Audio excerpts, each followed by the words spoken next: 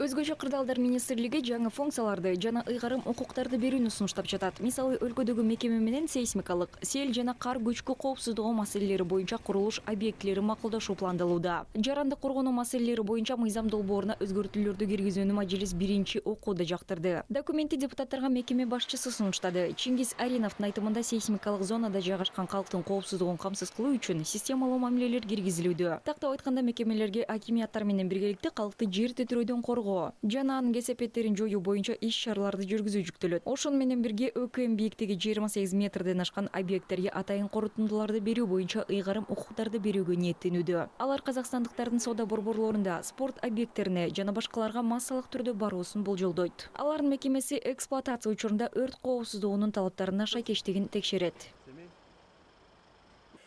Өрттен коргоо жүйөлөрүн орнотуу боюнча жарандарга сапаттуу кызматтарды алуу максатында өрттөн коргоо системаларын орнотуу боюнча бул кызматтарды көрсөтүүчү уюмдарга өзүнчө талаптар белгиленет. Тактап айтканда, тиешелүү билимдин жана керектүү жабдуулардын болушу, үчүнчү жактарга зыян келтирилген учурда адамдардын массалык туруусу менен объекттерди камсыздандыруу системасы киргизилүүдө. Натыйжасында өрт коопсуздугунун деңгээлин жогорулатып, ири объекттерди жана жабыр тарткандарга келтирилген зыяндын ордун толтурууну камсыз кылат. Чеккендерге келтирилген залалды өтөөгө мүмкүндүк береді.